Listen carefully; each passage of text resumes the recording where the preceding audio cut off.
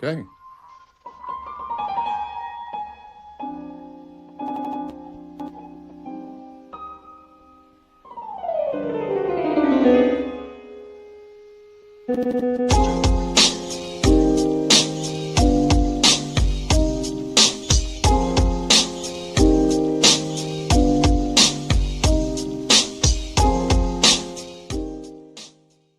Fox can now confirm that California Democrat Congressman Eric Swalwell has been criminally referred to the Department of Justice accused of mortgage fraud. Senior White House correspondent Peter Ducey reporting live on this breaking news on Eric Swalwell from the North Lawn. Hey, Peter. Eric Swalwell, the Democratic California congressman, has indeed been referred to the Justice Department by Bill Pulte, who is the head of Fannie Mae and Freddie Mac right now, because he is accused of making false or misleading statements on a mortgage application. We believe that this pertains to a $1.2 million house that Swalwell has in the Washington, D.C. area.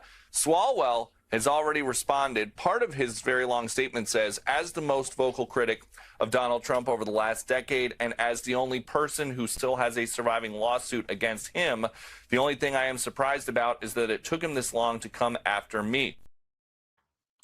All right. That is a preview of what is going to be coming up in about 45 minutes. But before we worry about Eric Swalwell, and there's plenty to worry about there. Yeah, I'm so stoked. I know Mark is completely stoked for our guest. He's waiting in the background right now. This is Chief Washington Correspondent for NewsMax, James Rosen. And I mean, Mark's been telling me. But let me just give you, people may not know who James Rosen is. I do, but maybe everybody else doesn't. 2013 gained widespread public attention after the DOJ labeled him a possible criminal co-conspirator after he was been given classified information by State Department contractor Stephen Jinwoo Kim. This led the Justice Department surveillance of Rosen via tracing his phone, the timing of his calls, monitoring his personal emails.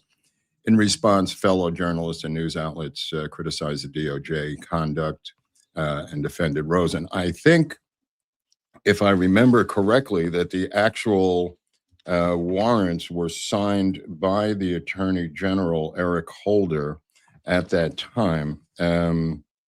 Rosen came from a place called Brooklyn, New York, which is where I came from. He came from Myron and Regina Rosen, who may or may not have moved him to Staten Island for reasons that we don't know. Went to public schools there, went to Johns Hopkins University with a Bachelor of Arts degree in political science, then attended Medill School of Journalism at Northwestern University, graduating with a master's degree in journalism. But I just wanted to read this little thing about his start. Rosen's first job after graduating from journalism school was as a producer for New York television channel New York One. His on-air career began when he was hired by Roberto Soto at News 12 in the Bronx. Initially, Rosen was a one-man band street reporter at News 12 the Bronx and was eventually promoted to anchorman. He also served as camera operator, editor, producer for that network. He also worked at CBS News as a researcher for lead anchor Dan Rather, and Rosen worked for an NBC affiliate in Rockville, Illinois. He joined Fox News as an on-air correspondent in February 1999, and he reported from 49 states, more than 36 foreign countries across 5 continents. But the most important part of his bio, he was named Funniest Celebrity in Washington at the annual Funniest Celebrity in Washington contest charity event after performing a comedy routine that included imitations of George W. Bush, Donald Rumsfeld, Helen Thomas, and Tom Brokaw. Let's welcome James Rosen into the show at this time. All right, thank you. I didn't know welcome, all that. James. Yeah, wow. Well, welcome, James. Both. Welcome to the show. Thank you both. That was a very generous introduction, marred by only a few factual inaccuracies, which we won't fatigue our viewers with delineating right now. But I am very grateful to you both for having me. Thank you. Yeah, I have been wanting to get you on here for over a year, and you had mentioned wait till the second Scalia book came out. And the fact that anyone would say a second Scalia book coming out, I knew had to be a little bit dedicated to that cause. I had read and loved the John Mitchell book, James. As I told you a while back, we were doing a deep dive on Watergate, and I got into John Mitchell and your book very heavily at the time. And we've had Jeff Shepard on the show, Nixon's lawyer, and I understand that in reading the first Scalia book, there was some interaction between Scalia and Jeff Shepard at some point during Watergate. I don't know if you remember that in the book. Absolutely, yeah. And Jeff makes several cameos in the new book, Volume 2. Oh, great. That's what I was going to ask. That's what I was going to ask you. So I want to have him back on. So that's my bait to bring him back on, is your second book, James. Well, whatever works. Okay, so why 2 books on Scalia? I mean, is Scalia that huge? I mean, how big is Scalia that your wife is probably going crazy that you've written 2 books on one guy, or that you're dedicating so much of your life to writing books anyway? You're more accurate than you can know, because this is the second of what will be 3 volumes on Antonin Scalia. No. Yes, this is a 3-volume project now. Wow. The new book just came out last month. It's called Scalia, Supreme Court Years, 1986 to 2001.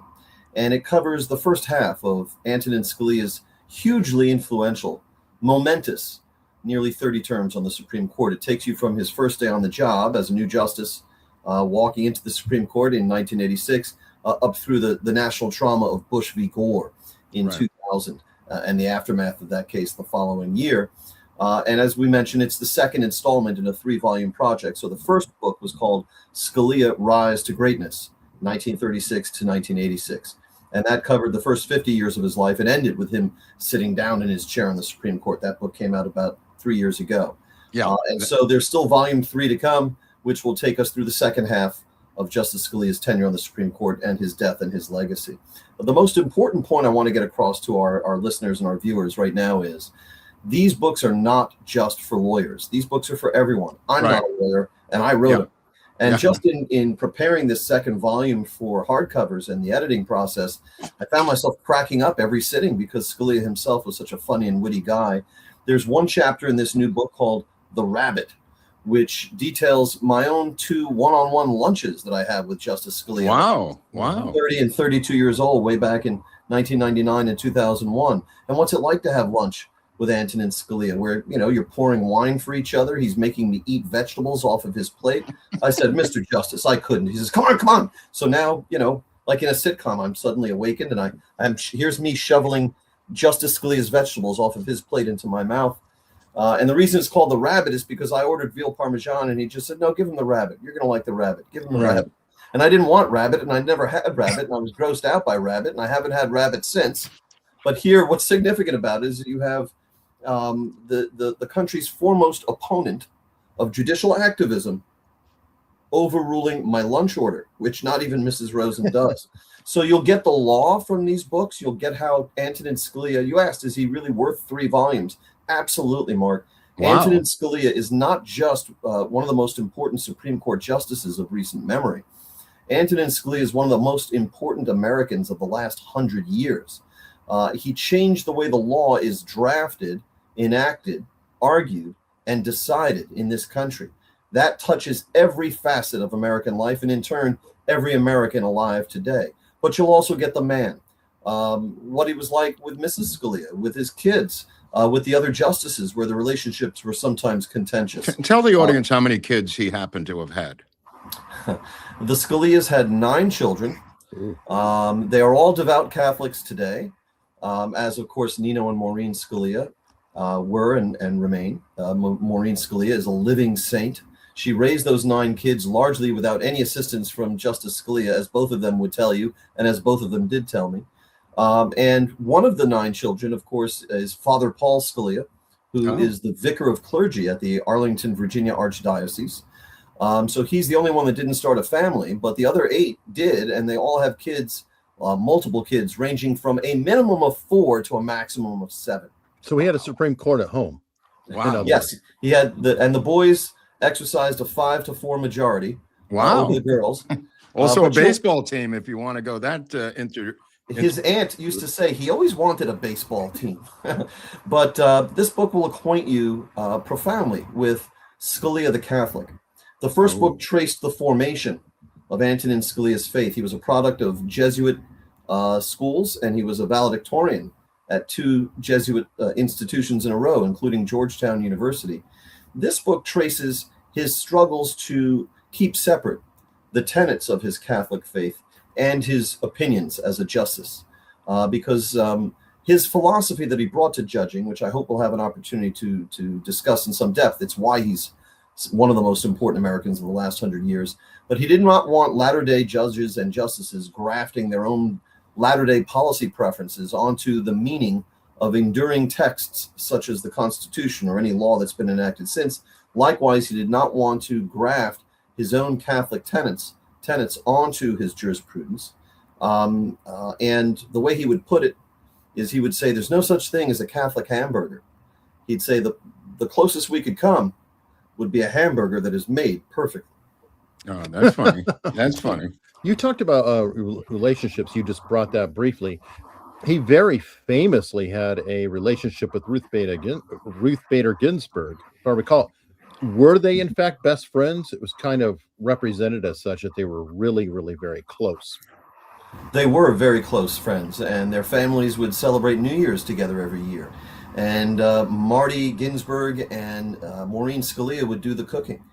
The first book, Scalia Rise to Greatness, traces the birth and the blossoming of this famous friendship in real time, in their own words, because I was the first researcher to go through Ruth Bader Ginsburg's papers at the Library of Congress for the period when she served as an appellate judge on the Court of Appeals for the District of Columbia Circuit.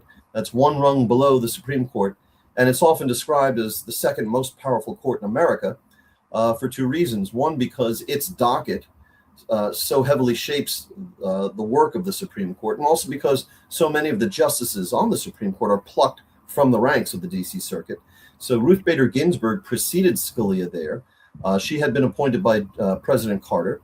President Reagan in 1982 appoints Scalia to the D.C. Circuit.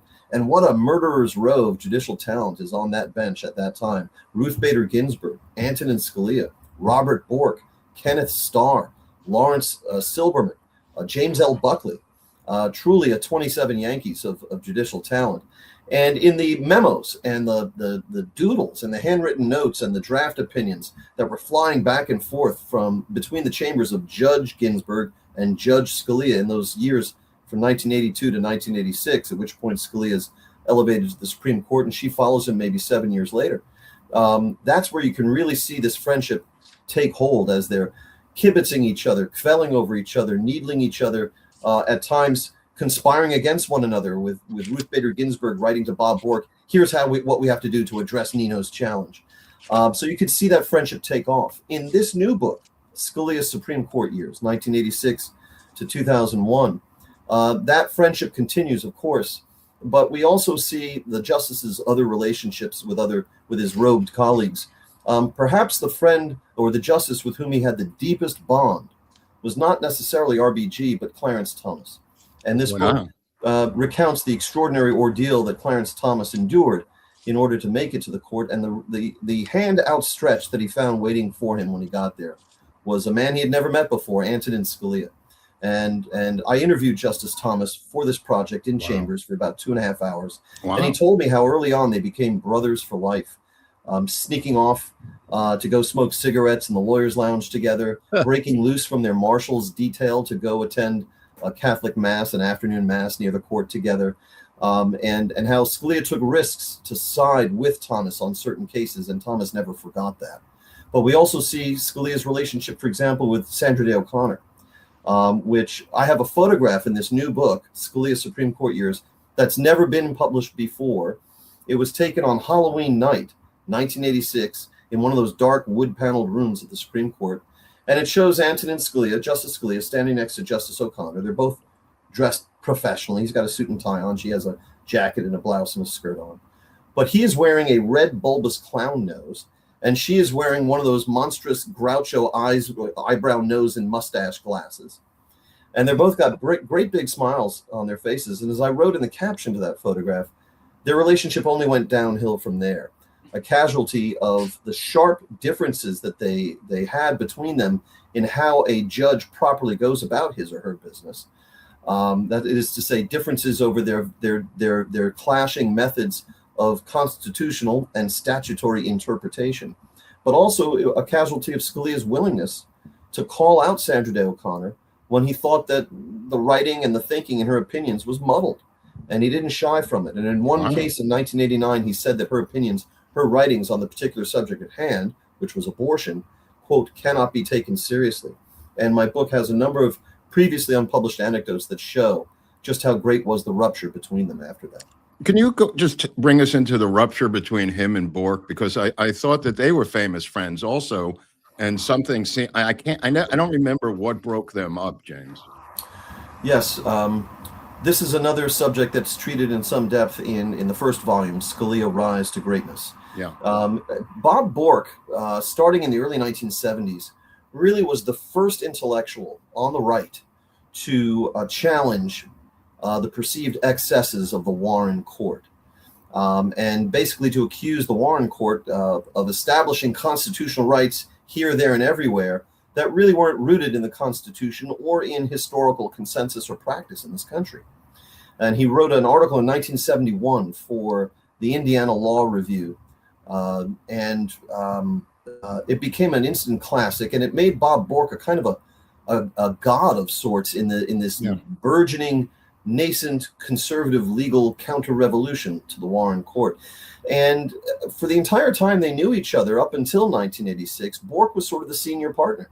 Bork was much more well-known than Antonin Scalia, and he gives his buddy Antonin Scalia a leg up at various junctures in Scalia's career. And so deep was the bond between these men that at one point Scalia, after a party at the Scalia's home, whips around and says to his eldest son, Gene Scalia, obviously a prominent attorney in his own right and a former cabinet official, and he says to him, Gene, this is why you work hard and you study hard in school, so you can grow up to have friends like Bob Bork. And yet, come the point where the two men are now seated alongside each other on the Court of Appeals for the D.C. Circuit, Bork issues a ruling in a libel case that involved the famous columnists Evans and Novak. Oh, right. In which Bork said things that just struck Scalia and all other originalists as heretical. Here was Bork in 1984 saying that we shouldn't apply existing statutes and the text of existing statutes in a wooden, rigid, mechanical manner. That there has to be some room for evolution in our understanding of what the First Amendment means and so forth. Scalia wrote a concurrence in that case just for the purpose of rebuking Bork on those grounds. And Bork never got over it. And in fact, 5 years later, in 1989, by which point Scalia's on the court and Bork has been nominated and defeated at the U.S. Senate for the court, Bork publishes his famous bestseller, The Tempting of America, and he's got 5 pages in there dedicated to rebutting that concurrence from Scalia without mentioning Scalia by name, but saying in a way that everybody who read that book understood to mean Scalia, that anyone who would argue against what Judge Bork had said in that opinion, the way Scalia was, had no business being a judge or, for that matter, a law professor. And then in this book, Scalia's Supreme Court Years, we tell the story of the Bork hearings and the sort of frosty relationship between the Borks and the Scalias by that point. And so it was a relationship that didn't survive their enmeshment in the law, in their rival ambitions. One thing I can tell you that has been told to me is that, and this will be covered in Volume 3 when Robert Bork passes away, Scalia wept at Bob Bork's funeral. Wow. Could you discuss Scalia's originalist philosophy? You said you wanted to definitely talk about the philosophy, and I think this would be a great point. Thank you, Eric. Yes. So when Scalia became a federal judge in the mid-1980s, there prevailed in American law at that time a liberal notion called the living Constitution. This is the idea that the meaning of the Constitution, of its various provisions and clauses, should expand like a living, breathing organism in order to account for phenomena that the founders could never have anticipated, such as the internet or nuclear weapons or social media or what have you. And in order to breathe this expanded meaning into these texts of the Constitution or different statutes enacted at any point since, the living constitutionalist judge which was practically all judges by the mid-1980s, would tend to relegate the text of the law itself to a secondary position. They wanted to know what not the law said or meant in its own time, but what should it mean for today? Or what did the founders or the lawmakers who enacted a statute, what was their intent? What was the lawmaker's intent? And to get to the lawmaker's intent, these living constitutionalist judges, again, bypassing the text of the law, would plunge themselves into the legislative history of that law. What was said in all those House and Senate floor speeches? What was said in all those committee reports generated before the lawmakers voted? Scalia stood athwart all of that. Scalia's view was that the Constitution is neither living nor dead, but rather it is a binding, enduring legal text, just as all laws are, and that judges and justices, when they're engaged in their central business, and what is the central business of a judge? It is to interpret the law and tell us what it means. Scalia's view was that we should not expand the meaning like a living, breathing organism, but rather we should adhere to the meaning that the Constitution or any given law possessed when it was enacted, at the time of its enactment, the meaning it was widely understood to have. And how do you discern the original meaning of the law? Scalia had a tool for that called textualism. I say that textualism was his metal detector to discern the original meaning of a law. Start first and foremost with what did the law say? Scalia used to say, I don't care if we would discover a scrap of paper somewhere that was signed by all the founders that would declare their secret intention for what they meant to say in the Constitution. Scalia's view was, you know what the legislative intent is in a law? The text, what you voted up or down on, and what a president signed into law. So this was a radical notion when he came along. But through the force of his personality, through his genius, through his dazzling literary skills, not because he was so often on the winning side of cases, but more frequently in dissent, and through his tireless evangelism on and off the court on behalf of these concepts of originalism and textualism, Scalia, by the time he died, had ushered in, almost single-handedly, a kind of counter-revolution in the law, where now, when the law is drafted, argued, and decided, very little reference is made to legislative history or the ephemera of the legislative process. The text is the place where lawyers arguing before the courts start now. And as I say, this changed the way the law is drafted, enacted, and decided in this country for every American. No less a figure than Justice Elena Kagan, who was appointed to the Supreme Court by President Obama, pronounced that, in effect, as a result of this counter-revolution led by Antonin Scalia, she said publicly, quote, "We're all originalists now." Wow. Speaking of Kagan, and this I think is on point, Scalia is very famous for his dissent on, I believe it's Morrison versus Olson. Mm-hmm. And there was a dissent today with Jackson, and it was a 8-1 victory. Now, do you feel like this is a legitimate dissent that's going to change things in history like Scalia has had an effect, or is this more of a whiny eighth wheel or ninth wheel? I don't feel equipped to say, honestly. One of the functions of writing these books is that I've become an expert on the Rehnquist court, and soon I'll be an expert on the first portion of the Roberts court when I get to volume 3. But I can't say that I'm an expert on the dynamics of the justices today. This was an 8-1 opinion, and that's rare. In the current configuration of the Supreme Court, where conservatives enjoy a 6-3 sort of supermajority. Seldom do you see the 2 of the 3 so-called living constitutionalist justices on the bench now agreeing with that conservative majority. So it doesn't bode well, let's say, for Justice Jackson's opinion to someday become the law. James, let me ask something. Going back in time again, which I'm fascinated about this period of time during Nixon. The OTP, the Office of Telecommunications Policy, I don't think it exists anymore. Was Scalia the general counsel for OTP when he was making these rulings about the future of the internet, the future of satellite communications, the future of HBO, the future of meeting with Jack Valente? Maybe you could talk a little bit about how he saw this coming, James. Mark is establishing, Eric, so far a perfect batting record for kindly asking me to delineate things that appeared in the first volume and not the new book, but okay. It's just my own curiosity. I love that. Yes. I love that book. Thank you. And this was covered in the first volume, Scalia Rise to Greatness. His first job in the government when he was 35 years old, he was appointed to be the general counsel to a new agency that was created by the Nixon administration in 1970. It was called the White House Office of Telecommunications Policy, or OTP. And it was the brainchild of an honest-to-God visionary and genius who was younger than Scalia, named Clay Whitehead, otherwise known as Tom Whitehead. And Tom had multiple degrees from MIT and elsewhere. When he volunteered for combat duty in Vietnam, they put him to work instead behind the scenes, developing chemical and biological weapons defenses. He was an honest-to-God visionary and a genius, and he had served on the Nixon campaign as a young man. And he told White House Chief of Staff H.R. Haldeman, look, right now, telecom policy is spread out across a bunch of different agencies, and it's an incoherent jumble.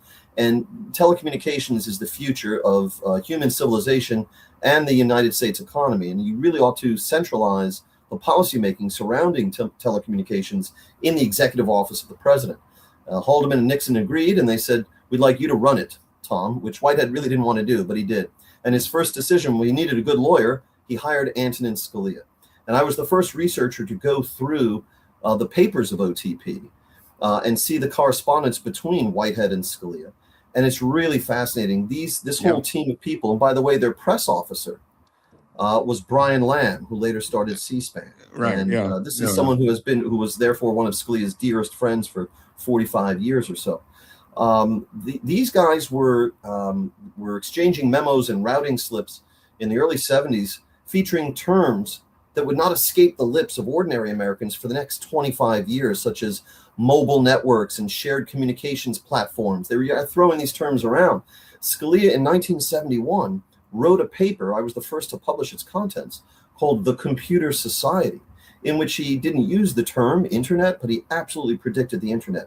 He talked about users at remote terminals who would have access to hundreds of TV channels, who would do their banking from these terminals, who would be able to print out news reports from these channels, and so forth. He also talked about the attendant privacy concerns. So Scalia got the technology. And in fact, as a justice on the Supreme Court many years later, when there would be telecom cases, he took a particular relish in writing on those cases. But yes, the great innovation of OTP in that period was a policy called Open Skies. Over the objections from the interagency partners such as the FCC, the State Department, and others, Scalia and Whitehead were able to ram through this Open Skies policy. At the time, in the early 70s, there was only one entity that was allowed to launch domestic space satellites into space. It was a quasi-public, quasi-private international consortium called, I think, ComSat. Yeah. And Scalia needed a legal opinion from the Department of Justice in order to say that it was lawful for the Nixon administration to pursue a policy under which Open Skies, any American firm that had the requisite capital reserves and technical prowess could launch a domestic space satellite into space. In short, what they wanted to do was apply the free market competitive principles to the launching of domestic space satellites. And in early October 1971, that opinion comes back to Scalia's desk from the Department of Justice. We know exactly when he got it because there's a stamp and markings on it as to when it was delivered into his hands.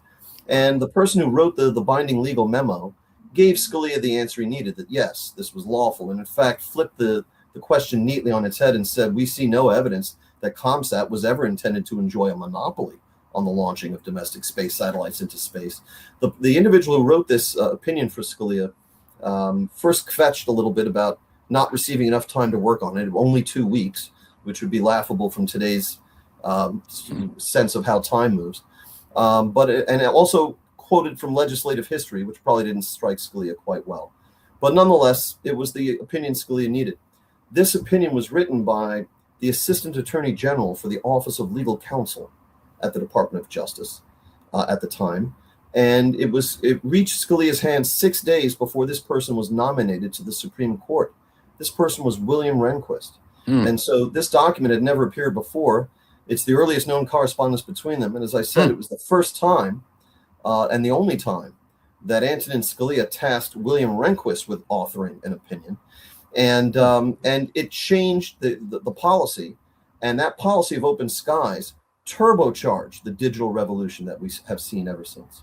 Wow. Does he replace Rehnquist as deputy AG? No. So a fellow named Roger Crampton became Assistant Attorney General for the Office of Legal Counsel. He Okay. calls up Scalia and says, "You should take the job I just vacated," Right. which was to serve, which he did, which was to serve as chairman of something called the Administrative Conference of the United States. Doesn't exist anymore. ACUS was a kind of a government think tank for the regulatory state. And then 2 years in that job, Crampton then leaves, I think, to teach law, and then Scalia does succeed Crampton as the successor to Rehnquist in that job, Assistant Attorney General for the Office of Legal Counsel. The entwinements between Scalia and Rehnquist are very frequent at critical juncture points in their career, and that's something that's set out both in Volume 1 and again here in Volume 2. I appreciate you using Yiddish phrases, and maybe you can address, because it's Passover coming up, James, but maybe you can address this odd thing about him fasting at one point. Was it with Silberman and he goes to shul with him? Or I vaguely remember that. Sorry about the first book, but I haven't read the second one yet. This is from Volume 1. I can assure you that there are nouns, verbs, and vowels in both books, Mark. Allegedly. And they're not, if your mother says she loves you, check it out. Yeah. In the first volume, Scalia's colleague, his deputy at OTP, the Office of Telecommunications Policy, was a man named Henry Goldberg, still with us. And he told me the story of how Scalia was saying to him at one point, Catholics don't know how to fast properly. The Jews, they know how to fast. And Yom Kippur was upon them. And he said, well, okay, let's put your money where your mouth is. You want to fast? And he did. But he showed up for shul at Goldberg's house, having played racquetball for 2 hours. And so he was completely dehydrated and he was a wreck. And Goldberg didn't know if Scalia was going to make it through those services, but he did. Wow, thank you. It's actually a strategy. Mark is focusing on the first book. You're on the second, so you have to come back and talk. You have to come back for the third. Yeah. And then I'll be up to the second one. And then when I have a book out after that, despite Mrs. Rosen's wishes, we can only talk Scalia. Thank you. It's a James, roadmap. thank you for coming on today. And thank you for the second book, which I can't wait to read. We have links in the description for both books. Yes. Also, the John Mitchell book that I really love. If anybody's ever allowed to talk about that book, that'll be another show. But definitely pick up the first two books on Scalia, as James described, an American hero, and really unheralded in a lot of circles because, as you described, the attitudes of his other biographers seem to be incredibly antagonistic towards him for reasons that make absolutely no sense. This is the most comprehensive portrait of Scalia's life. It's the first undertaken since he passed away 10 years ago. So I've had access to a lot of documents that the previous biographers did not, including an oral history he gave in chambers in 1992 of his own life. Right. And the first two books both came out while he was alive. One he cooperated with, the other not at all. And both came out in the same place, which was very hostile. So I like to say that this is the first biography of Antonin Scalia where the author has his head screwed on straight. And it's definitely worth reading for everybody, including your kids at home, and a great gift. Get both volumes as soon as you can. The links are in the description. James, thank you. I know you're busy. Your wife is waiting for you to get back to your life. And thank you for coming on today. I really appreciate it. Thank you both. You're very kind. I appreciate it. Thank you, sir. Thank you, James. See you next time. All right. That was fantastic. And coming up soon, we will have Joel Gilbert and be discussing Eric Swalwell, everybody's favorite Chinese honeypot trap. Yeah, I mean, just to explain Joel Gilbert for people who don't know who Joel Gilbert is and what he's doing. This is kind of a California story, but now it's broken nationally. Joel Gilbert is I want to say, he's a journalist, a documentarian, a filmmaker based in LA, president of Highway 61 Entertainment, which has made a lot of great documentaries. He recently came out with a documentary on Roseanne Barr. I highly recommend that. He's done. I have a link for that in the description. Oh, good. Okay. Watch it. He's a political commentator, foreign policy analyst. He's produced documentary films on Michelle Obama 2024, Dreams from My Father, which is about which maybe we have some time to discuss with him about the possibility, which we've discussed, that Frank Marshall might be the biological father of Barack Obama out of Hawaii. There's projects include the blockbuster Trayvon hoax, where I originally found him unmasking the witness fraud that divided America. The climate, according to AI, Al Gore. Gilbert is a former advisor to the Cruz for President campaign and writes for Gateway Pundit, among other things. He has recently found himself embroiled in this residency debate that Swalwell cannot seem to get legally around. The residency requirement is 5 years in the California Constitution. I did not know that Joel was pursuing this. I've been on this thing since it happened, and I sort of started following him, seeing that he has been filing affidavits and complaints to the FEC and various agencies. He is suing, I believe, the Secretary of State of California, and was recently rejected in that lawsuit by, and he will explain this in more detail. I'm just giving you the highlights of Joel Gilbert's situation with Swalwell. So we'll bring him on in a couple of minutes. I just wanted to give you a background on Joel Gilbert. Yeah, we're waiting. He'll be showing up pretty soon. Yeah, pretty sure. All right. Anything we want to get out of the way before we go into our second interview? Just getting back to the James Rosen thing, I have not read the second book, so I have read the first book, and I haven't read it recently. So I was just fascinated by the first book, and I was really fascinated by, which got me into James Rosen, was the book on John Mitchell and the Secrets of Watergate, which, when we were doing the Watergate series, which I recommend people take a look down below at the episodes we did with Jeff Shepard, who was the attorney for Nixon. This led me into John Mitchell. This led me into James Rosen's world. This led me into James Rosen's book on John Mitchell, and also the book on Scalia. The first one, as I said, I haven't read the second one yet. But I highly recommend you get this guy's books. They are really reader friendly. As he said, he's not an attorney, but it's easily digestible. The Scalia ones and also the John Mitchell one. I kind of want to talk to him about his Dick Cheney book, though. I mean, of all the people, he has that long sit down with Dick Cheney. I wonder where his views would be on Cheney over time. Well, there's also the Shield law that Scalia was, which I didn't get a chance to ask him about. It was the time of Patty Hearst, and they were talking about the Shield law, how it might have been on TV that this debate was happening with Scalia, but he was attacking the journalistic Shield law, saying that this could not be a law. And they were saying, well, what if Patty Hearst puts out a video and they're looking for Patty Hearst, and the journalist says, I'm not going to tell you where I got this video of Patty Hearst. And now we can't find Patty Hearst. So they were debating the Patty Hearst thing, but Scalia famously turns it around from Patty Hearst to Jack the Ripper. And he says, hi, it's me, Jack the Ripper. I've made this video. I've murdered tons of people. And the journalist is not allowed to tell you where I am. Nah, nah, nah, nah, nah. And he makes this analogy that it's Jack the Ripper and not Patty Hearst. And I went, holy shit, that's brilliant. And I wanted to ask him about that, but that's from the first book. So. Well, that's actually kind of current right now. And definitely it could be asked later, because of, if you figure what's been going on with Don Lemon, he's trying to tap dance on that at this moment. And right, but there was controversy about Patty Hearst, the footage of Patty Hearst coming out with the bank robbery and how it was acquired. Yeah, if you remember correctly. And he turned it into Jack the Ripper, which I thought was genius. Fair enough. True. And I know that there was the Manson family had a documentarian that was out there interviewing other people. But good news, we do have Joel in the background. Anything else you want to get on the intro for Joel here?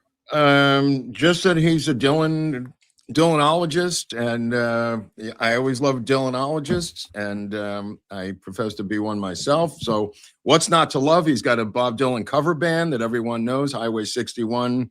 I think it's Highway 61 Revisited, or maybe it's Highway 61, but he can explain it himself if he wants to. But we could talk about Swalwell right out of the gate as soon as we get Joel up on board here. All right. Well, perfect. And here's Joel. How you doing, sir? Okay, thanks. Great to be here. Thank you. Great to meet you, Joel. Thanks for coming on. All right. Great background. So to lead in with Swalwell, I have a great picture here of you with Swalwell. So tell us about this moment. Well, I had done some research on Swalwell starting in November. I found out that he had a mortgage on his Washington, D.C. home where he declared it as his principal residence. And then when he decided to run for governor of California, on his candidate statement, official form 501, he gave his attorney's address as his home address, which you can't do under penalty of perjury. So I began publishing a series of articles about Swalwell's issues. He got referred to the Department of Justice over his Washington, D.C. mortgage, because either he's eligible to run for governor in California or he's committing mortgage fraud in Washington, D.C. He can't have it both ways. Right. So I did a lot of research on him, including discovering that he had an illegal alien Brazilian nanny living with him for 2 years. Oh, who doesn't, Joel? Come on. Well, he's not supposed to.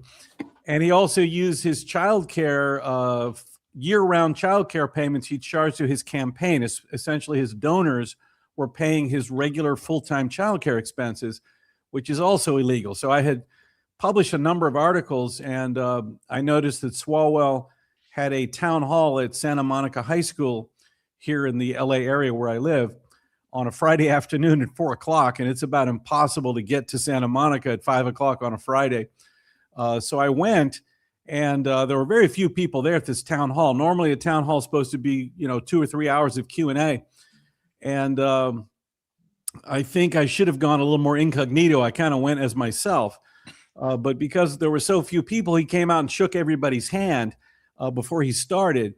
So I could tell in his eyes, he kind of jerked back once he came and shook my hand. I think he recognized me.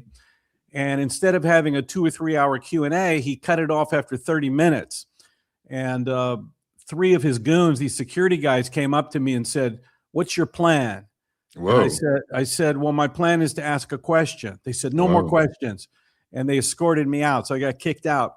Wow. So yeah, I should have gone wearing, I've done this before where I go to a meeting and I've worn like an Obama t-shirt and a hat and sunglasses. Good idea. So I thought there'd be more people, so I didn't bother going in disguise, but I think, it turned out that they recognized me right away, and Swalwell knew who I was. Now, did you sue the Secretary of State? I'm trying to understand the step-by-step procedure here. Yeah, here's what happened is once I saw that Swalwell declared his principal residence in Washington, D.C., and that he gave his attorney's address for his home address in California, and I read the California Constitution has a very strict residency rule to run for governor. It says you have to be a resident of the state for 5 full years before an election. And they've got something else called Election Code 349, which requires you to actually be domiciled. You actually have to live in the place. Yeah. You can't be like a P.O. box or anything like that. So I did file a petition called a petition for writ of mandate, asking the court to order the Secretary of State, Shirley Weber, not to certify Swalwell based on the fact that he's not a California resident. That case went before the court finally only a week and a half ago. Yeah. On March 23rd. The court being the California State Supreme Court. Yeah. Well, no, it started at the district court, Sacramento court level. Okay. This Judge Chang was very nasty to me at the hearing, and she denied my petition. When you say nasty, what do you mean? What did she say meaning nasty? I don't. Well, first she knows that I'm pro se or pro per. It means I'm representing myself. Oh, right. So normally the courts, if you represent yourself, the courts kind of bend over backwards. They know that you're not a lawyer, and they kind of make exceptions for you. So she started the hearing by scolding me that some things I had filed, I gave 2 or 3 filings that she said should have been in one filing together. So she started out by scolding me for not knowing some of the court rules. Gotcha. Which is unnecessary because obviously I don't know the court rules. Right, of course. Yeah. So after she denied my petition, I appealed immediately to the 3rd District Court of California. And at 2 p.m. that day, they denied it with no explanation. At 3:30 p.m. on Monday, I actually filed with the California Supreme Court. And I think the reason they were looking at these so seriously is because it's an election matter. So, all by myself, the Supreme Court agreed to take up the case last Monday afternoon. Yeah. Wow. They put it on the docket. And on Wednesday, they also denied it. So I was, Wait, how long was it on the docket? For a day or 2 days? It was on for 2 days. Okay. It was on for 2 days, and they, issued official denial. And I responded on Twitter by saying that the California Supreme Court is a DEI Supreme Court. Oh, I saw that. Yeah, that was a good one, Joel. There are 7 members, 1 Asian guy, 1 white guy, 1 black guy, Hispanic woman, 2 black women, and 1 white woman. So I said that when people get their jobs through DEI that they're not qualified for, they always reward those that gave them the job. So clearly, they didn't follow the California Constitution, requires them not to certify Swalwell because he has no address in California. So it was an interesting experience. I was able to get, my petition before the Supreme Court all by myself without a lawyer. So I'm proud of that. Which all of you people at home could do. Joel Gilbert doesn't have superpowers. He just got off his fat ass and did something. Let me ask something, Joel. Did one of his staffers provide a sworn affidavit that he lived in their house? Yeah, here's what happened. So Swalwell, for 4 or 5 weeks on Twitter, he would call me names. He called me a MAGA idiot. He made fun of some of my movies, just to show you how immature he is. Wow. And all he had to do was say, "Oh, Gilbert is nuts. Here's my lease, or here's my mortgage. Right.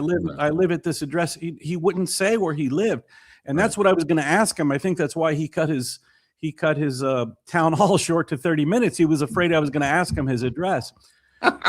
So what happened is 2 days before the court hearing, a woman named Christina Mazurka, she submits a declaration to the court saying that I rented my property to Eric Swalwell and his wife in 2017. Now, I looked up the property, and actually she lives there with her husband, son, and German Shepherd. It's only 1,300 square feet. It's in Livermore, California. New York Post sent a reporter out there, and he interviewed the neighbors. They said they never saw Swalwell.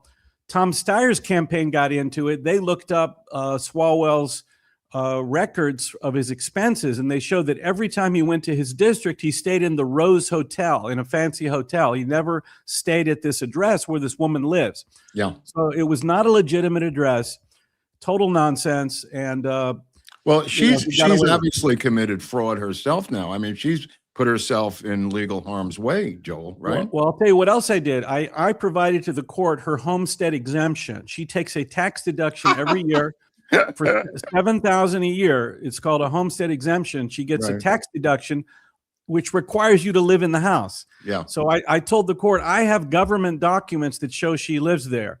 She didn't provide a lease. She didn't provide terms of the lease. Swalwell provided nothing. So it's total nonsense.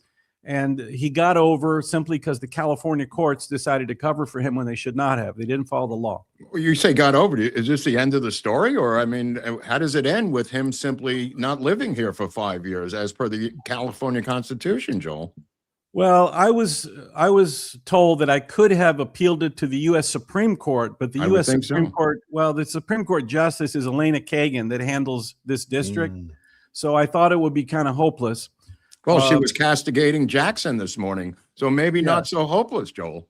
Well, Swalwell was certified on the 26th by Shirley Weber. He was certified. Yeah. So I'm going to have to leave it up to Tom Steyer or another candidate. Steyer's going to have to do it. Steyer's going to have to do it. They're going to have to do it at this point. But I think I made the point. I think California voters understand that Swalwell declared his primary residence in D.C. He never lived in the state for the past 10 years, and he's not a legitimate candidate. So does the FBI pick it up from here? Does the FBI take the Joel Gilbert mantle and now run with it, proving the other side of your story? Well, I don't think it's an FBI matter. The residency matter is not an FBI matter. Now, I'm talking about the mortgage fraud, though, Joel. Well, the mortgage fraud, he was referred to the DOJ by Bill Pulte. So they have the case. Now, when Swalwell, when he put in writing and declared to the court that he lives in California, and this woman said that she rented her house to him, I think that hurt his case on the mortgage fraud in DC, because he can't say he lives primarily in both places. So I could have forced him to get in bigger trouble by forcing him to declare California as a residence, even though he doesn't have one. Wow. Wow. Now, this has nothing to do with him and Fang Fang, does it?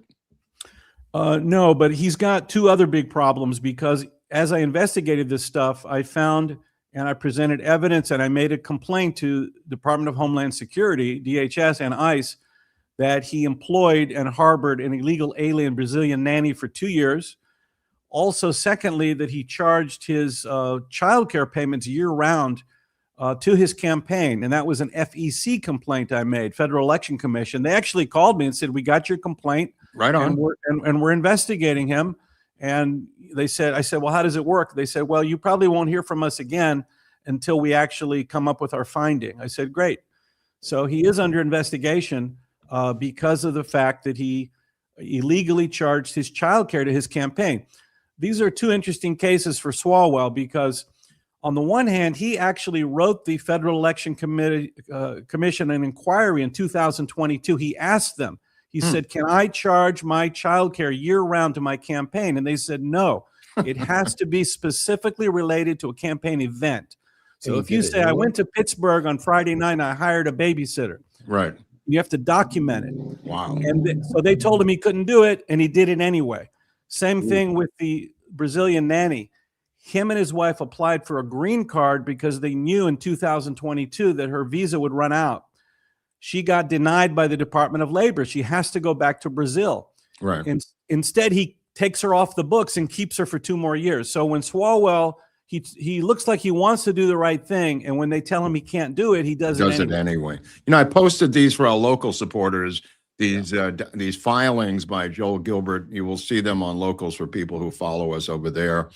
You could take a look at them. One of them might be 68 pages, another one's a little shorter, Joel. But all of the filings, I think, will be up there. Yeah, we want the audience to read these. Please, it's a lot of research. It's a lot of research on Joel's part. Swalwellisdisqualified.com. That's the website. You can see all the filings in court and the federal complaints. Right. And where can they find you if they want to follow you on X, or they want to follow you in terms of your documentaries? That the Roseanne Barr one is, I think, the most recent, Joel? Yeah, I got a lot of material out there. I do write for the Gateway Pundit pretty often. Good. Great. Check me there. On Twitter, it's Joel S, initial S, Gilbert, at Joel S. Gilbert. And then all my films, I'm a film producer, is my main gig. Yeah. It's Highway 61 ENT for entertainment, highway61ENT.com. And my latest film, RoseanneIsAmerica.com, all about Roseanne Barr's life history and how she got canceled, was the first big victim of cancel culture back in 2018. She really was, wasn't she? I mean, was there anybody before her, Joel? She was pretty much the biggest one. Look, she was a Trump supporter in real life. Yeah. And she was a Trump supporter on her TV show. So being a comedian, if people may recall, she made a very funny tweet. She tweeted and said, if the Muslim Brotherhood and the Planet of the Apes had a baby, it would equal VJ, meaning Valerie Jarrett. Right. She was trying to make the point that the Planet of the Apes movie was about taking over the world. And Valerie Jarrett was part of the Obama administration and the Iran deal. It was a kind of a funny joke, but because she was a Trump supporter, they decided to target her. And I think 20 minutes later, her ABC called her up and said, did you know Valerie Jarrett was black? And she said, no, I thought she was Iranian. She was born in Iran. That's right. They said, no, she's 10% black. She goes, what? They said, yeah, we're going to have to get back to you. And then they canceled her show immediately and canceled her out of Hollywood, claiming it was somehow racist, when it was, just a joke. And it was legitimate that most people thought Valerie Jarrett was Iranian. No one knew she was 10% black or whatever it might be. Well, I think her father was a doctor there for years, right? In Tehran, or was a medical doctor in Tehran. Yeah, her father was a doctor over there. And, she grew up in Iran for 9 years. She always talked about that. Yeah. And, she's went back to Chicago, and she got a lot of jobs, I guess, based on being an ethnic minority. Yeah. And, Roseanne made a funny joke. In a normal world, I think Roseanne even said, like, I was making a joke about the Planet of the Apes movie had to do with the fact that they take over the world and they take people prisoner and they whip people. It had nothing to do with race. So there was no reason for them to cancel her over something so ridiculous. Weren't they aiming for her, though? And what I mean is she was on ABC, Disney Network, and literally giving a sympathetic ear to Trump in the living room of a mainstream audience every night. And I feel like a lot of people would definitely not like that particularly clever, well-versed person out there giving a voice to Trump at the time. Yeah, well, two things. Roseanne says in the movie that one of her writers, Wanda Sykes, had said she was afraid that Roseanne was humanizing Trump supporters, number one. That's odd. Yeah, and in the media at the time, in 2018, the big media and Democrat Party narrative was that all Trump supporters are racist. That's what they were trying to prove. If you like Trump, you must be racist. So that's what they were looking for. Anybody that did anything that they could say had anything to do with race. So her tweet was just a joke. She's a comedian, had nothing to do with race. And the worst thing they could have said is, she deleted the tweet right away and said, I'm sorry if I offended anybody, but who knew that Valerie Jarrett was 10% black, or that somehow they said, oh, the Planet of the Apes movie reference had to be racist? Obviously it was not. Joel, just for a couple minutes, talk about Frank Marshall out of Hawaii. And I haven't seen that film that you made about Frank Marshall. Tell the audience why you believe he was Obama's biological father. Okay, so Frank Marshall Davis was a card-carrying member of the Communist Party USA out of Chicago, where the Communist Party was founded. Frank Marshall Davis joined the Communist Party in the 1930s.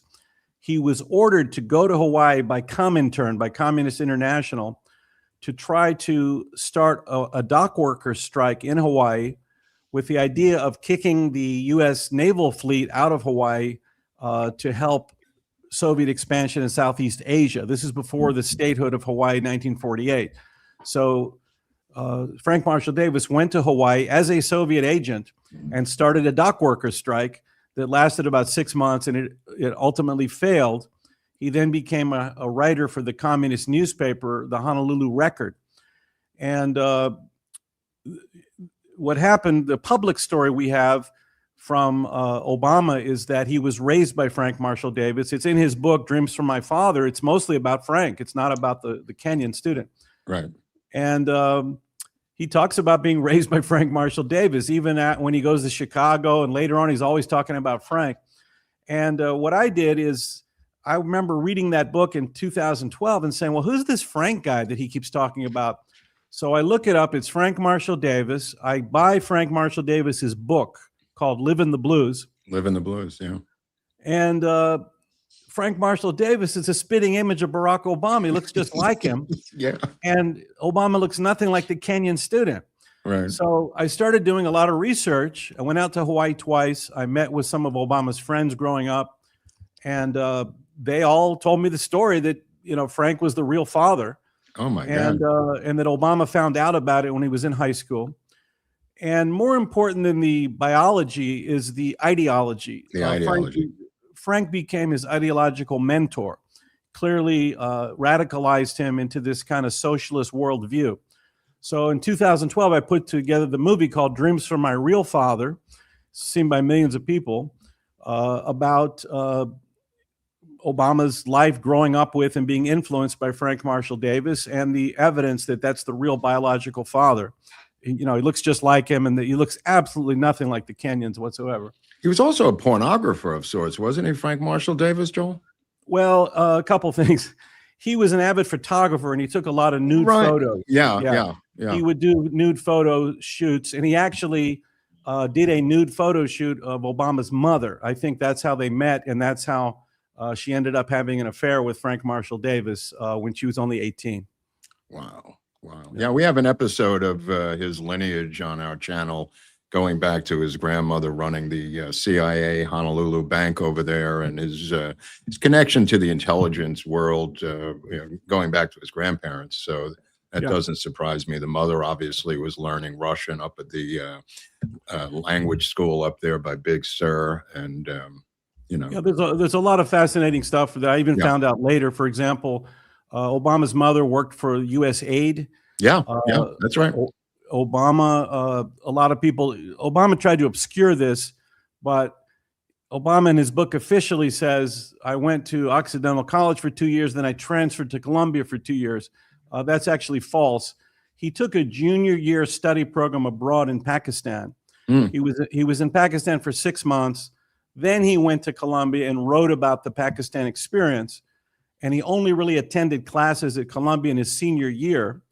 It was on a Ford Foundation scholarship, which he got illegally because they have very strong nepotism laws. He got the scholarship because he used the name Obama, and his mother's last name was Sotoro. So he had a Ford Foundation scholarship to Columbia, and he worked for this thing called BIC International when he graduated from Columbia. Business International Corporation, Joel? Yeah. And that was kind of a CIA front. And the reason he did that was because they forgive your Ford Foundation loan if you work for them for 1 year. So there's a lot of history there with Obama's connections to the intelligence community, including his Ford Foundation scholarship, which he doesn't want people to know about. And don't forget Brennan, operating in Malaysia and the Philippines, with his mother, who was some sort of anthropologist back in the day. There's that thing. There's so much meat on the bone. I recommend our audience find this film by Joel Gilbert at his site, because this one is really going to curl your hair. Oh, yeah. Joel, what project are you working on next? Well, when I do investigative projects, I really don't talk about them until it hits the, until it's released. Policy, good policy. And what about your band, Joel? You playing music at all? What's going on? Yeah, I've had for many years. I've had a Bob Dylan tribute band. It's kind of a look-alike, sound-alike. I'm the Bob character in the band. Yeah. Okay. And we perform hundreds of shows around Los Angeles. We've toured in Canada, England, and Ireland, and in New York and other places. I've had Bob Dylan's original band members in the band, right on, including Scarlett Rivera, Rob Stoner, Winston Watson, John Jackson. So it's incredible to have these musicians in the band. I tell the audience, I say Bob Dylan's band has the original Bob Dylan, but I've got the original band. Right. So it's been a lot of fun. I've recorded a few albums. I use the band to record the music soundtracks on my films, which kind of sound like Bob Dylan albums. Oh, I thought it was Bob on your film. Now I know it's the band. Okay.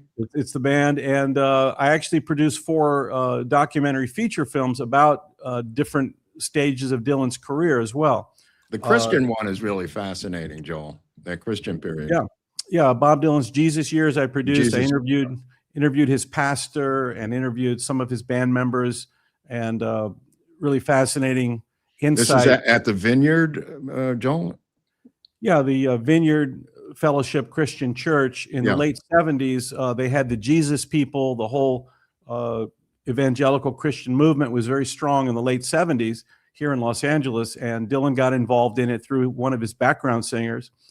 And, it kind of saved him at the time when I think he was doing some drugs, and it kind of got him off the drugs, and it opened up a whole new area of material in the Bible to write music about. And he produced 3 incredible Christian albums that I think still stand up to this day, including winning a Grammy for Slow Train Comin', Gotta Serve Somebody.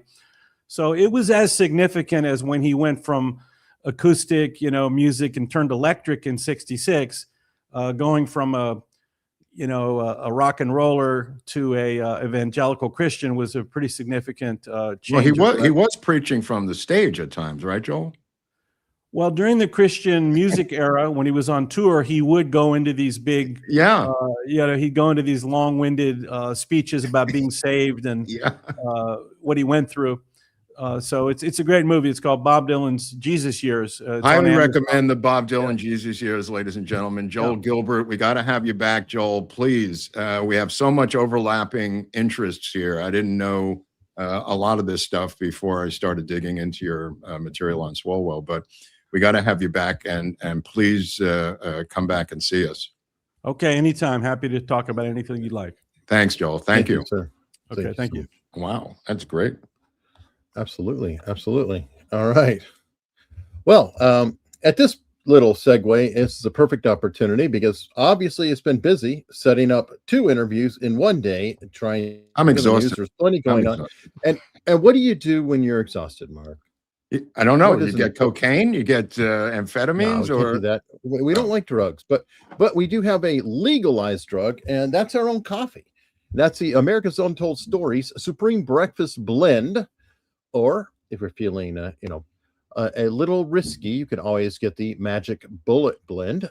Both of these are a breakfast blend coffee. So if you like coffee flavored coffee for coffee's sake, it's not hazelnut or Irish cream or pumpkin spice, anything. It's coffee. It's a breakfast blend. Both of these flavors, they are different from one another. The Supreme Breakfast Blend has a bit of a brighter tone, and the Magic Bullet Blend is kind of a richer, darker tone. But both of these are fantastic coffees, and I always stress it. Every time I've ever had coffee forever, I always have to have it with cream because normal coffee is burnt, especially dark coffees. However, there's a secret to it. You can have a dark coffee, just don't burn it, and then you don't need cream. So you can shave some calories out of your day, have some coffee to help wake you up, and you can grab it right here. There are links in the description everywhere you are, or you can literally point your phone up at the screen if you're watching this on the TV and you're like, hey, how am I going to get to the description? Well, point your phone to the description on the screen, and you can click on that and check it out. I really do think you will enjoy it. I have not gotten any negative feedback on the coffee whatsoever. It has been 100% positive from what I have seen. So everybody, please consider checking that out. And next up, we have a lot going on. Let's see. Did you see the story about Christy Noem's? Dude, what is going on up there? I mean, what a freak show this is. Yeah. It's amazing how far you can get with this baggage known to investigators when you're being vetted. Not that now the public knows. I mean, she kills the puppies. She does all this stuff. She makes a $200 million commercial. She's banging allegedly Lewandowski. Now her husband is this. This is us learning this. But I assume investigators, when they're vetting you, said, there's all this baggage on this chick. And somebody said, nah, she's worth it. I got to have this girl at Department of Homeland Security because she's a beauty queen. I got to have this chick. That's what's shocking to me. Yeah, it is. Why is she the only one on the earth who could have been the head of the Department of Homeland Security? I don't get it. And not even really. Well, we saw the example of the qualifications or lack thereof. Right. I have no idea. And I find it interesting that you're right. This had to have been known. Of course. Yeah. But so now you're going to bring it out after she's out? I mean, what was she trying to make a move in the background? Or no, now it's just it's the people, everyone who knew this, somebody's just saying, fuck it, let's just release this stuff, But I mean, when they vetted her, they knew all this, Eric. And they just said, it's worth it. She's so important that all of this information, it doesn't matter. We have to have her. That's the logic I don't understand. Yeah, and put logic in air quotes because it is a truly astounding. Astounding. Now, I mean, it's not like somebody something happened last week that's dysfunctional. All of this stuff was in her records. Yeah, in her own damn book. Yeah. Anyway, Let's move on. I've had enough of this broad. Well, I actually have a good story, and Go ahead. we're always having to deal with douchebag celebrities, and we cover it over and over and over, like Bruce Springsteen and his new No Kings tour or whatever the hell, and everybody else. I just saw this story cross the line, and I was like, okay, let's call out celebrities doing something decent. We had John Fogerty teaming up with Cyndi Lauper at Madison Square Garden, raising $500,000 for cops in New York. Love John Fogerty. Big fan of Fogerty. So, I just wanted to point this one out because it's cool. So you've got, a legend like Fogerty. You've got Cyndi Lauper, who's a legend from the 80s. And they put together a nice concert. Who's that guy? This is Tracy Morgan. Remember, he's gotten a horrible wreck. Yeah, he is a horrible wreck, a complete drug addicted alcoholic, allegedly, who has been on radio shows moments before I've gone on. And I don't even want to have time to get into that. But John Fogerty is a god. He's a human jukebox. I've seen him perform. I've seen John Fogerty rip through his hits with a backup band. And people just standing there in astonishment of this human jukebox of his own creation. A god, definitely a rock music god, John Fogerty. He also has a unique place in music history. I think he might be the only artist who was sued for sounding like himself. Because when he brought out the album, that had Center Field in it and Old Man Going Down the, I forgot. Anyway, he was sued by the guy who owned the CCR rights for sounding too close to CCR on his own freaking record. And now think about that for a second. It's like, you sound too much like an older song of yours. Well, he can't help himself, but he's a god, and thank God they're helping out the cops in New York because they could use all the help they can get with Mandani. I totally agree. Now I have this story, which is kind of a wild story, reverse. It's dealing with cops in Brown County, and I believe it's village of Sardinia. Is this where? Florida? Oh, in Florida. Okay, I believe it's Florida, but this department put the entire department, including the chief, was put on leave for this police department, which is quite a remarkable thing to happen. So hang on, we've got a little news clip talking about this. And thank you very much for staying up late with us. I'm Rob Williams. Trisha is off tonight. The entire Brown County Police Department has been placed on leave as an investigation is underway. We sent our Brooklyn Andrews to Sardinia today to try and find out more, and she joins us with what she found out. Okay. The Village of Sardinia Police Department is a small one, only consisting of 5 officers in total, and that includes their police chief. But regardless of size, it might be a little alarming to hear an entire department's been placed on leave amid an investigation. After speaking with Sardinia residents today, though, they say this didn't come as a surprise at all. I think they need to do something about these police around here. The Village of Sardinia announced on Thursday, and also the lack of meth. All officers of the Sardinia Police Department, including their chief, have been placed on administrative leave. Longtime Sardinia resident Jeff Miller said when he heard the news, it didn't come as a shock. Well, I'm not surprised at all because it's been going on for so long around this area. I asked Miller to elaborate on what he meant by it's been going on for so long. He mentioned crooked actions and ongoing harassment has been a constant from Sardinia officers. The cops sit there and watch people and pull people over for no reason around this area. And I think it's a bunch of crap. Other villagers online have reported similar occurrences over the years. Details around the criminal allegations have yet to be released, but in a statement provided to Fox 19 today, the Brown County Sheriff said an outside consultant is conducting an administrative investigation into allegations of misconduct and or policy violation. All right, by the way, it is not Florida, it is Ohio. Sorry, Florida. Congratulations, Ohio. It's not always Florida. It is not always Florida. Despite the hit HBO show, Florida Man, it's not always Florida. Or Adam Carolla, who had a segment called Florida or Germany. Oh, yeah, that's right. Which is a pretty cool segment. But I'm sorry, Dustin. I know that Dustin Russell, who is a proud spokesman for Ohio, probably is not thrilled with that particular story. But well, nor is J.D. Vance, after being questioned by Benny Johnson about Hangar 18 in his own home state, did not want to address Hangar 18. That was very weird. That was weird, Eric. Come on. Yeah. He heard of it. He heard of it. He knows about Hangar 18.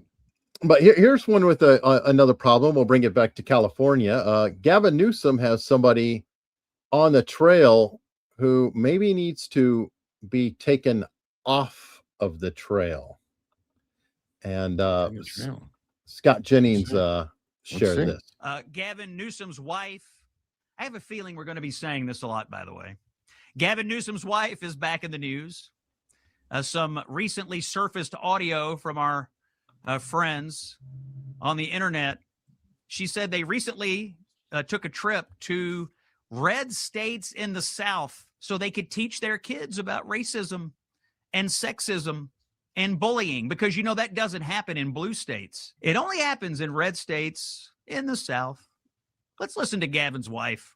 Cut 14, please. You took your 4 kids on this trip. You're here in Alabama now. Why was it important to you to take them on this trip to red states and learn about the history in our country?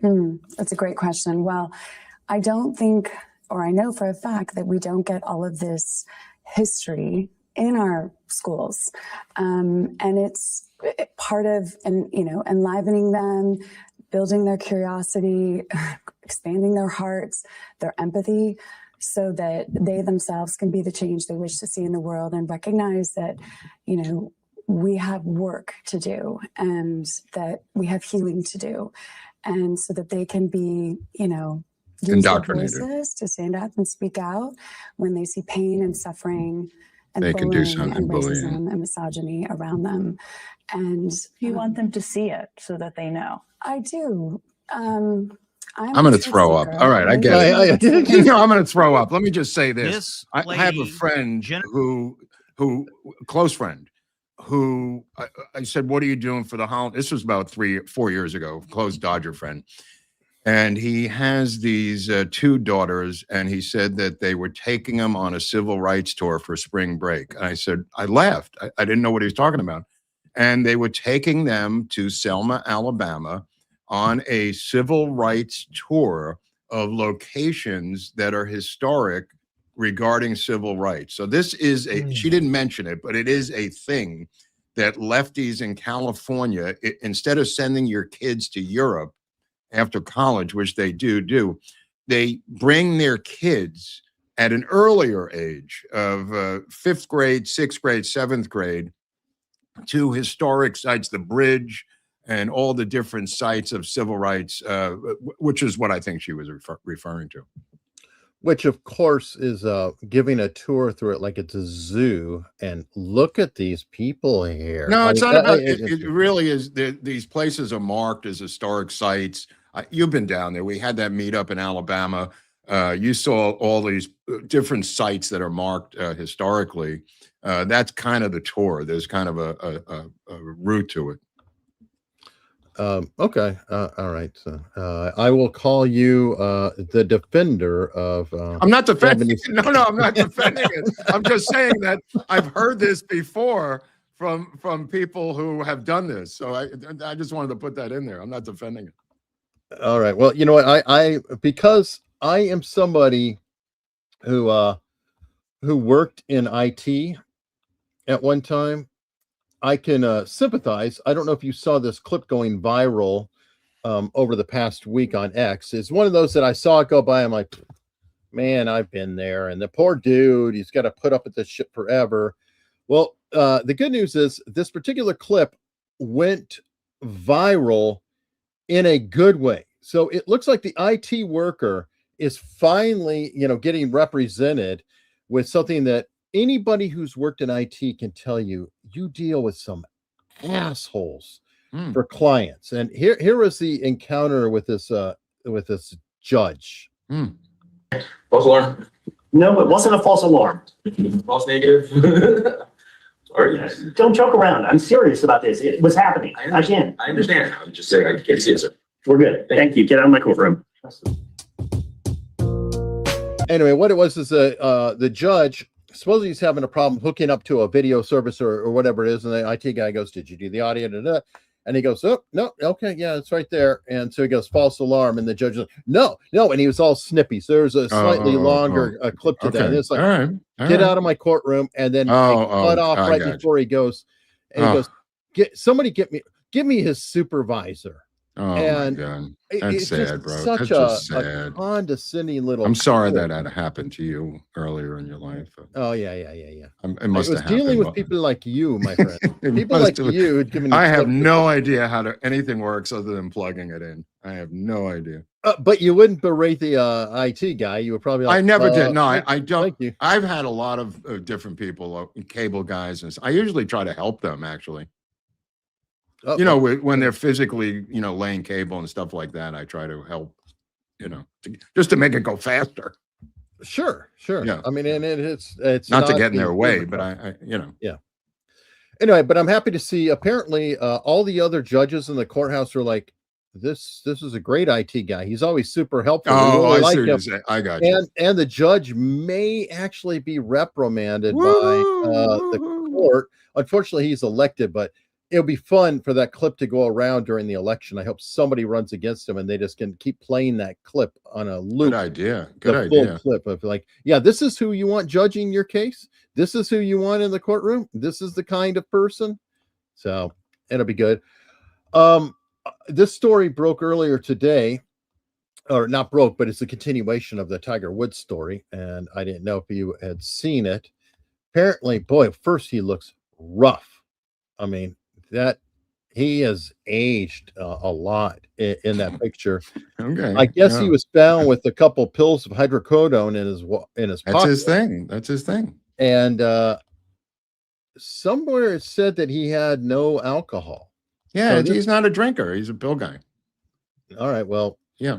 So he is. It's driving while ability impaired. I mean, it's not under the or driving under the influence. It doesn't say the influence of what, but he's a Vicodin guy. Wow.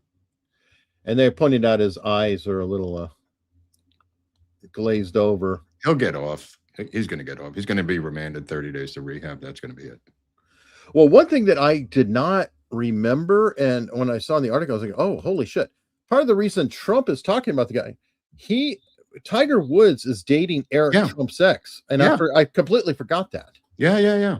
Plus, he gave him golf tips. That's worth a presidential pardon right there. Well, it's not a federal charge, so good luck. Yeah, not yet. But I did see that in Florida, if this was in Florida, that's encouraging. The airport is now named the Trump International Airport. Yeah, it's all Palm Beach. I mean, everything that's happening is usually right where I go, and somebody pointed this out. I think it might have been someone on Two-Way saying that they're naming all these things because they realize it will never happen anywhere after he leaves. And to mention James Rosen again, the amount of things named after Ruth Bader Ginsburg are quite a few. The names of things after Scalia is only one thing, and that's a separate law school within the University of Virginia Law School. Ginsburg has buildings, schools, and everything else named after her, not Scalia.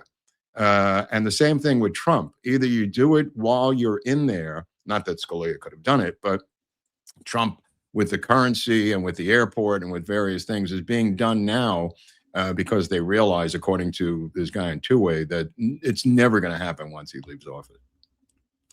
Yeah, that makes total sense. They'll probably even try to change the names back as soon as he leaves. So, I'm sure, but at least something like the airport in Florida. That's a state issue, and Byron Daniels, I think, has heavy potential for being governor next. I don't think he's going to undo it, so it might stick long enough that people won't bother later. Because I think that's part of it too. Is like You got to let the window go enough to, or enough time passes where people get over themselves. Definitely. And move on. But who knows? Who knows? While we're on drugs, you sent me this story. While we're on drugs. Oh, by the way, it was Don Trump Jr., not Eric Trump. Somebody in the chat corrected me. Okay. I apologize. Well, yeah, hey, you sent it to me. It's drugs. But while we're on drugs, I'm just loving that phrase. You didn't say what while we're on drugs. I got to be motivated somehow, and my coffee is downstairs. This is water. So okay, all right. What do you got there? It is interesting shopping experience. Fentanyl and cocaine found hidden in Barbie doll boxes. Yeah, this was a new low, Eric.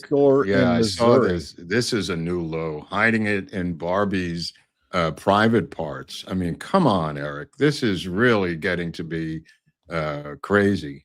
Yeah, those are little fentanyl balls there, and kids could have gotten a hold of this. You know, it's just nuts.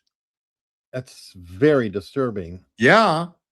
And I guess it shows how cheap it is that they could just sit there and hide it and not even worry about it. I mean, they're not worried about it because it's literally pennies on a dollar. The cost of fentanyl, the genius of fentanyl is the cost, that it's completely man-made. And unlike cocaine that has to come from cocoa leaves and everything else, it's just an incredibly difficult process.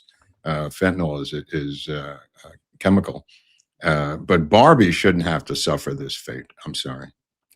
I agree. Barbie should not have to suffer this fate, but keeping on the transitions, here's another Barbie article, and it's the disastrous Barbie Fest. You sent me this. Yeah, not to be confused with the Fry Festival, which was a disaster, nor the Willy Wonka experience that was a disaster. Apparently, nobody showed up for Barbie Fest. And it was very expensive. It was very expensive. It's like the CPAC of festivals. Yeah. Well, apparently CPAC has a problem too with people not showing up. But wow. Okay. Well, maybe if they offered fentanyl with the tickets, or maybe they were on fentanyl. That's why they couldn't show up. Who knows? I saw them take these 3 women off of a plane this morning. Of course, it was Miami. Was on in the paper there. And they were twerking as they were being arrested, taken off the plane because they refused to pay for their extra baggage. Yep. And they bull rushed the gate, got into the plane because it was Frontier, where I think it's every man or woman for themselves in terms of seating. And here's the crew they hauled off of the plane. Well, Frontier is in competition to take over Spirit, right? But I think they have open seating, which I think may lead to this craziness where they rush the gate. That could be. I think 3 women were arrested at Miami International Airport for refusing to leave a Frontier flight during a dispute over an unpaid carry-on bag. Authorities say Defesha Dockery, Diajana Cochran, and Devana Cochran, they rushed what she's past wearing. a restricted door, boarded anyways, and they ignored repeated orders to get off after their boarding passes were denied. Here's the delayed twerker. their flight by an hour. Deputies say one woman spit on another passenger as they finally exited. All 3 resisted arrest as well. Video was posted and only There's the twerker. There it is. leaving MIA in handcuffs. They were then taken to the Miami-Dade County Jail. Yeah, I'm sure their parents would be proud. Well, yeah, if their parents probably met them in the jail because they were already residents. It could be. I want to give credit and hope for the best. I don't want to be. I mean, they're literally coming out of ghetto apartments onto the plane without even getting dressed. I don't know what is going on at this airport and this airlines. And where are they going? Let me ask you this: where are they going? Well, I think they were Philadelphia, I believe, was somehow involved. So I think they were headed to Philadelphia. That makes sense. I mean, would you travel with just thongs on your feet, Eric, like bathing thongs? No. Okay. But I'm of the mindset of make sure you have clean underwear on, so in case you get in a wreck or something, you're wearing something in the hospital. So yeah, I'm into shoes. I'm into shoes and socks, among other things. Shoes and socks are good. Very popular when you're flying. I see people walking around LA with thongs on their feet. I mean, my fear is always that you're going to get run over by a car on your toes, or a motorcycle, or a bicycle, or whatever it is. I wouldn't even wear them outside of my house. I agree, but like on a plane or airport, in flip flops or barefoot, what about carry-ons rolling over your feet or luggage? Absolutely, absolutely. There's so many places to get stamped on and stomped on a plane. You know, with people stepping over you, and it's just crazy. Yes, and that leads in. How about more crazy? What do you got? All right. Somebody in the chat complained that I need to read the headlines, and I think that's fair. I'll read the headlines now on the stories. So, glamorous leader of orgasm cult, One Taste, learns fate for grooming employees to have sex with clients. Yeah, if you know about this story, which I do, this is the woman here. She created this cult of orgasm. It was a documentary on HBO or Netflix. I forget which one it was. A riveting documentary of how she created this female cult of women who, it's kind of one of these brilliant scams where you went to her to learn how to have an orgasm. There was a couple of guys in there, one or two gay guys too. I'm not sure what happened. She was grooming the women on how to do this, and she was also taking a lot of money out of these people for this cult. And she's apparently sentenced to 9 years in state prison for this fraud and grooming charges. As she should. Her name's Nicole Daedone. It looks like Daedone. So goodbye, Nicole. Goodbye. But maybe she can, acquire her skills while in prison. Yeah. She will need to. Shocking that she got 9 years, Eric. Shocking in a good way. True. Yeah, quite surprising. 9 years, though, probably will wind up being about 5. Okay, I guess. I'll take that. But it's still something. Yeah, I'll take it. In this day and age, I'll take it. Fair enough. All right, and we've talked about how many teachers now, female teachers. I can't keep count. I can't. It's just out of control. All right. Well, I guess we get some variety now. So because it's so common, now we can get into niches or specializations. Wow. And we have here, a special ed teacher admits to having sex with 2 students, once with both in the same room. Boy, I didn't even see this one. There's just too many of them for me to keep up with. It's always the same MO. It's always like a 22-year-old teacher, 24 years old. Most of them married, most of them emotionally about 13, 14. And it just keeps continuing. It just, and please don't say you wish you had teachers like this when you were in school. You sound like a fucking retard, bro. Please don't bother saying that. Well, it says here, Wisconsin World Studies teacher Nadia Horn admitted to having sex with both pupils, including 3 times with one who told cops they did everything sexual you can do with a person, according to a police complaint shared. Wow. The first victim was in the room when she first had sex with the other boy, too, with the teacher groping him before he left them at it, according to the disturbing documents. Quote unquote, I made a mistake. Yeah. The teacher allegedly told cops in her interview, wildly claiming that the teacher-pupil sex felt mutual. Yeah, I mean, this, they were right. The women's liberals were right. It was when the teachers were mostly men in the 50s, 60s, and 70s, it was about power. And now all of the teachers are young women, I'd say about 80% of them, and it's about power. This is an area they control with a locked door, with a bunch of 14, 15, 16-year-old boys and girls in it. But this is mostly them in the 22 to 29 age range, preying on these 15-year-old boys and having intimate relationships with them. Yeah, I do feel like it is a complete situation where it's just endless, apparently. No matter how many they send to jail, it's about power. No, I think it is about power. And I don't know if you've heard of hybristophiles or hybristophilia, which is women who love or are attracted to male killers who are in prison. Like, Charles Manson had his groupie females, and there's a lot of others. And my theory is that it's kind of like the students, that these women enjoy the power and the safety of controlling the relationship. So like if you have a a serial killer or a psycho in prison, they feel like, it's a Beauty and the Beast, but they're perfectly safe because they're locked up.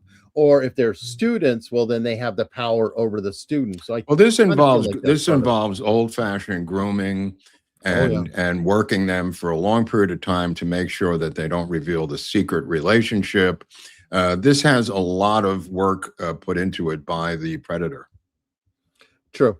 Yeah. And men have been there, But the when men are not male in that, teachers- right? Oh, Men yeah. are not in that position any longer because the women scream bloody murder about having men being in these positions. And now it's been completely flipped upside down. Equal rights, baby. Equal rights. Yeah. So they have a definite chance. And while we're on this, you sent me this article. Let's see. Stanford student reveals sick way Chinese Communist Party allegedly stalked her on campus. She was personally targeted. It looks like we have some testimony here from her. Oh, go ahead.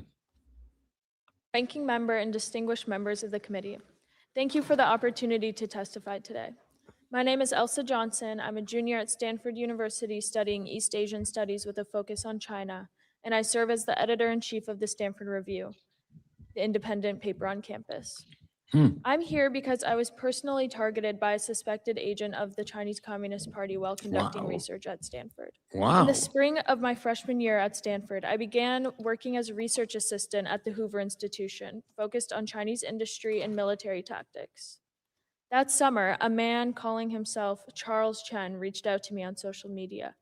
He had mutual followers with me and photos of Stanford on his profile. Over the following weeks, he asked detailed questions about my background, offered to pay for a trip to China, sent me a flight itinerary to Shanghai, and pressured me to move our conversation to WeChat, an app that is monitored by the CCP. Then he publicly commented on one of my Instagram posts in Mandarin, asking me to delete screenshots I had taken of our conversation. Damn. I do not know how he knew I had these screenshots. The FBI confirmed he had no affiliation with Stanford. He was likely operating on behalf of China's Ministry of State Security. After my co-author Garrett Malloy and I published our investigation, the incidents worsened. I began receiving intimidation calls where callers would switch to Mandarin. And in one case, the caller referenced my mother. This fall, the FBI informed me that I'm being physically monitored on Stanford's campus by agents of the CCP, and that my family is also being watched. I'm testifying today because if this can happen to me, it is certainly happening to other students across the country who do not have a platform or path to law enforcement. American universities are supposed to be places where people can think and speak freely. Right now, for many students, they are not. Thank you. Wow. That's crazy, Eric. Telephone for Cash Patel. Patel telephone. Yeah, that is weird. I kind of wonder if a senior CCP official took a liking to her or something and is This doesn't sound sexual at all. This sounds completely political. What is she going to give him? Oh, very weird. Very well. weird. I mean, they're trying to recruit her as an agent. Yeah. I mean, she's obviously the editor of the paper. She's going places. This is what happened with Eric Swalwell. He Yeah. was approached early on and when he was a state representative in California by Fang Fang. She infiltrated into his world, became one of his campaign managers, and helped raise money for him to put him on the map because she felt that he was going places, and she was correct. That's true. And he still is potentially. Unless Joel Gilbert has any luck, but it does seem rather the FBI, discouraging. the DOJ is just getting started, so we'll see what happens here. If he's convicted, it'll be hard to serve as governor. Fair enough. All right. Well, something that does keep me motivated is super chats and hold on. Go ahead. new members and things like that. So we have K Kamrakamian. I don't know how to say that, but thank you very much for becoming a new member. And we have Graham Hawkins, 1021, who is also a new member. Thank you very, very, very, very much. And Anthony Madison is back again. By the way, I saw your comment in the comments on a previous video. So welcome back here. But more Trump's fault. No surprise on that one. And we have, let's see, Brooklyn 87. I want to go and make sure that I'm doing bits here that Mark doesn't have to see necessarily. Brooklyn 8787. Who was the sixth Beatle? There's some guy. I don't know. Some guy who's the sixth Beatle. I don't know. Okay. Well, there was Pete Best and there was another guy too, right? Earlier drummers. I don't know. James Rosen would know, that's for sure. Oh, yeah. Maybe as a question for he him. would know. James Rosen. Was it George Martin who's called the fifth Beatle? Yeah, it could have been, George Martin, the producer. I mean, he was, Pete Best was obviously there before Ringo, so I don't know how many you got up to now, 6. I hope it's not Phil Spector. That would be no. Well, they also said it about, I think, Billy Preston, who played with them. Also, the keyboard player was considered a whatever number Beatle. A nominal Beatle? Okay. Yeah. Let me see here on Rumble. Do we have anything here? Oh, King of Biltong saying, thanks for a great channel and awesome reporting. And people, you want to check out Biltong. It's a meat out of South Africa. You can go to biltongusa.com and it's delicious. Biltong with a G. For some reason, I thought it was built on O-N, but it's with a G, Biltong. Yeah, it's quite delicious. I think you'll enjoy it. If you like beef jerky, you'll like this. Yeah, and it's just not quite, it's not quite as dry as a lot of jerkies. There's a little bit of moisture in it. Diffuse 56 gifted 10 America's Untold Stories memberships. Thank you. Thank you very much, Tractor Guy. And Stacy Michaels is also on the board gifting 10 America's Untold Stories memberships. So thank you very much, Stacy. Always appreciate it. Pamela is here. Happy Tuesday, Pam. I do appreciate seeing you. And Sean Lucan, who has often given some memberships himself, is giving us $20. Thank you. Superb show tonight, gentlemen. Thank you. Thank you. Well, thank you. And those who are watching, let us know, what you think of, each of the guests and how you like that, because we are going to try to get some people, but not a lot. It's not a LA Rams football team will be here next week. Just the offensive line, so we're not going to go with the full team. Okay, well, fair enough. But Eric's correct. Eric is correct. All right, we have Mike Schaefer, and Mike has been looking into hyping. Now, yeah, what is that? While you're here, guys, you can always hit like on the video. And that's very easy. There's like a thumbs up and you can just hit that, or on Rumble, I think there might be a plus or whatever. There's different options to like this. Please do that. It does help a lot. But apparently YouTube has something called hype. I've never quite understood how that works, but supposedly it's like a super like or something, or it gooses the algorithm according to what you're watching. I haven't quite figured it out yet, but I do hope you consider doing it. And he's saying for those that can hype, hit the like button, swipe left on comments. He's allowed 3 per week. Be one of the first to like. Wow. Okay, so I guess that's a mini tutorial. I don't know, again, exactly how it works. I've seen it around and thrown about, but I've never done it personally. I will eventually have to figure it out. And then we have Pirate Ken, who's saying, I've noticed there are former CIA officers doing podcasts. Yeah, there are. One of them is Andrew Bustamante, who I've interviewed. Kind of got in a little bit of an argument, the guy. Let me see. One is Mike Baker, who interviewed Lone Nutter King Gerald Posner. Question, do you think the CIA is still trying to manipulate the JFK assassination narrative?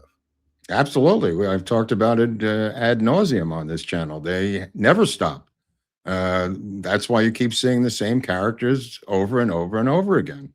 And it's a circle jerk, trying to keep that metric down about the general public thinking the CIA was involved in the assassination of Kennedy.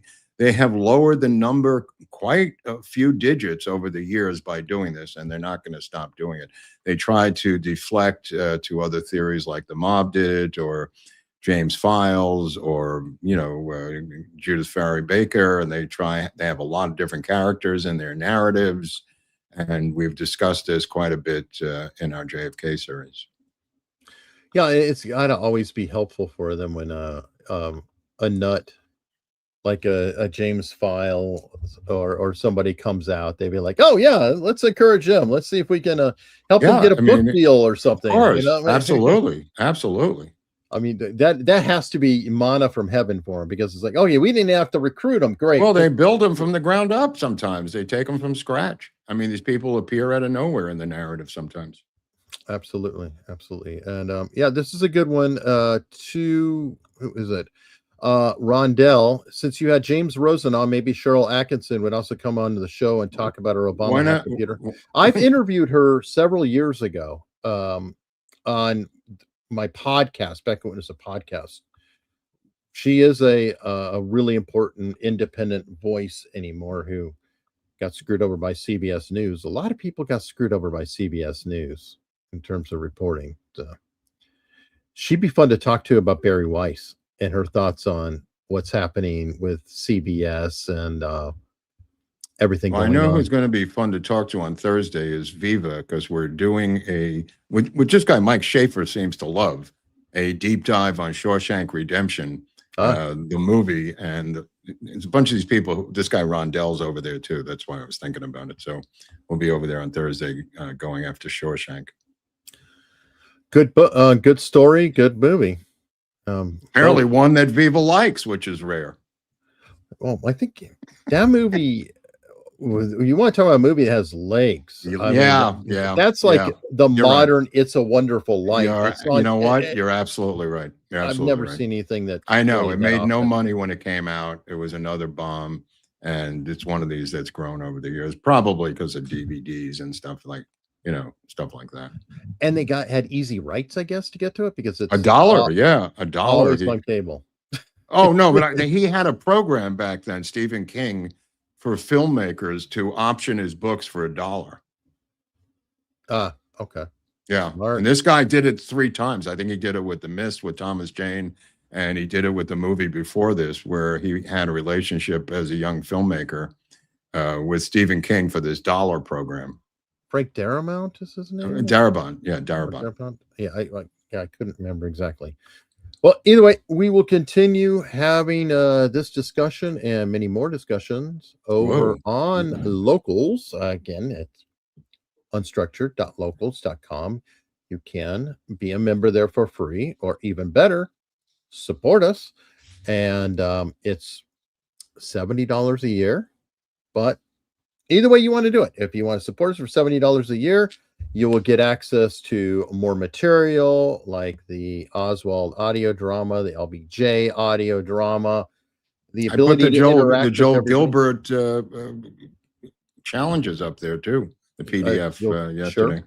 Sure. PDFs that Mark loaded up there. Absolutely. I think I put Joe Kent's book is up there. Anyway, there's other stuff. Abernathy's book. If you're interested in MLK. A lot of different things. Greg Kelly doesn't like Joe Kent, I'll tell you that much right now.